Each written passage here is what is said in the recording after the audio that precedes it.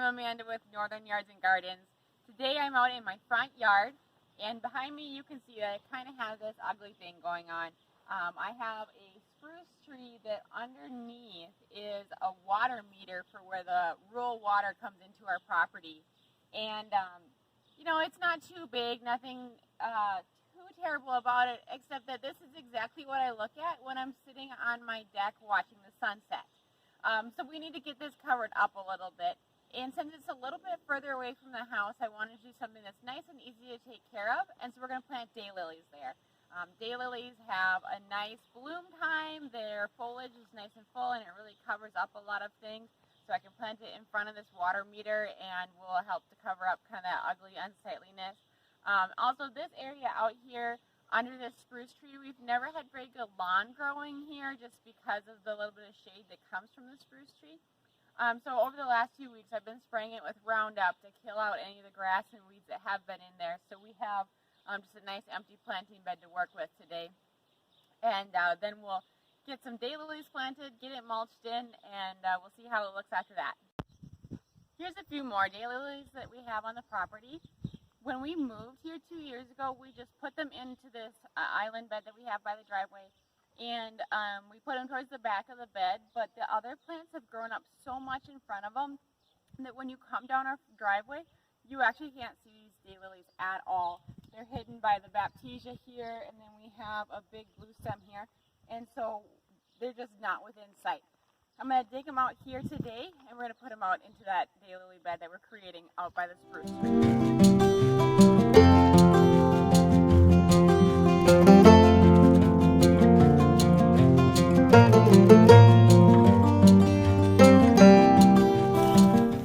There she is, one down, two more to go.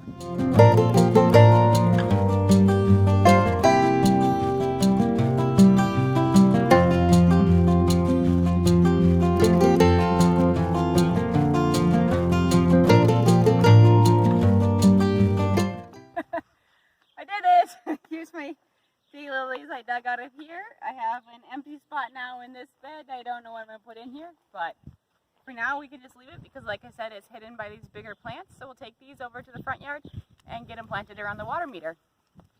Let's talk quick about how I laid out this bed.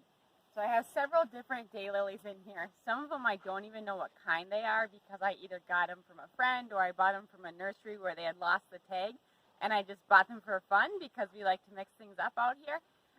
But on average, daylilies will get about 2 feet wide. By the time the leaves grow up and start to fountain over, the plant's really more like 3 feet wide. So I tried to, when I spaced them out around this bed, put about 3 feet or even a little bit more in between the base of each plant. So when you look at this bed, I just kind of estimated, but you can see that by standing in between here, that's between 3 and 4 feet apart, and I just worked my way around. I did put some of the ones that seem to be a little bit smaller towards the front of the bed, and what I think might be larger towards the back. I'm kind of just basing that on the size of the leaves. Otherwise, I don't really know how big they're going to be. Like I said, I don't know for sure what a lot of these are. And then the other thing I did in this bed is I added some native grass. This is called bottlebrush grass. It's another thing that we found at a nursery. That was just kind of a fun gee whiz. We're going to try putting it in here. It does look just a little bit weedy, so I'm kind of hoping that once the daylilies grow up around it, we'll just kind of have that fun seed head growing, but the plant as a whole maybe won't be as obvious. You won't be able to see the leaves of the grass. Just something fun to try. We might as well put something new out here. So we're going to get these all placed now, planted where I have them placed.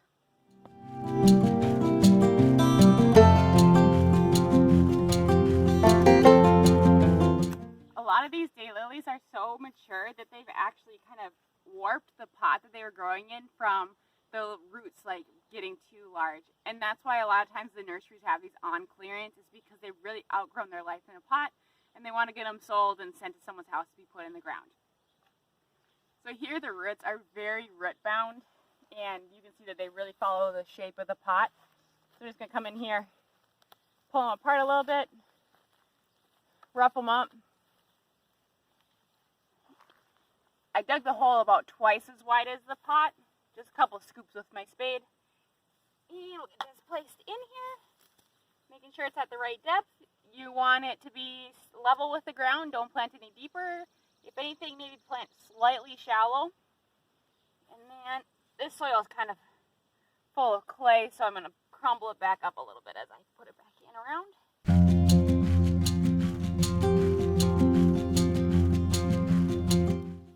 We're just going to tuck it in a little bit. I'm not pushing down really hard, but I do want to make sure that any air pockets are filled in around the root ball so that there's no air down in there. We have a nice contact between the soil and the root.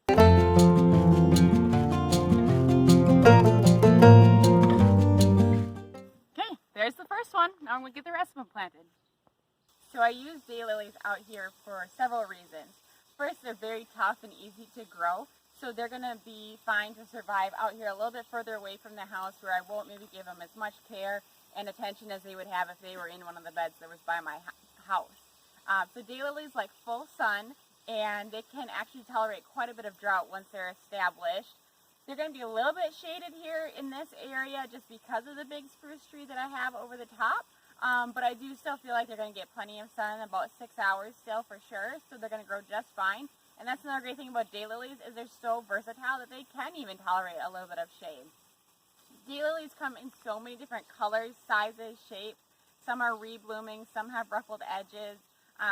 Since we don't even know for sure what all we've planted here, it's going to be really exciting to see over the next year as everything roots in and blooms to see what kind of color combinations we ended up with in this bed. The other thing about daylilies is that the flowers are actually fragrant, some more than others, but there is a very nice floral scent to their flowers, and they do attract pollinators. So you'll see bees and butterflies on daylilies.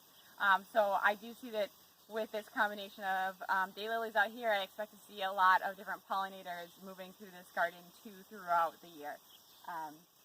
And then also, a fun fact for you, daylilies actually get their name because each bloom only lasts for one day. It's just that each stem of flowers has multiple buds on it, so that's why you get flowers on the same plant for several days in a row.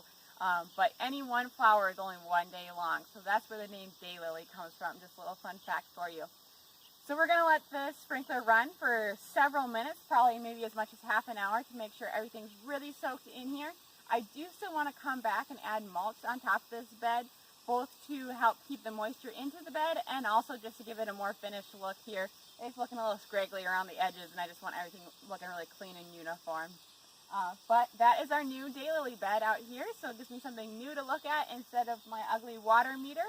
As they grow up and cover that, it's just going to look so much more nice once I'm sitting on the deck looking out towards the sunset in the evening. If you have any questions about our daylily project, make sure you leave a comment below.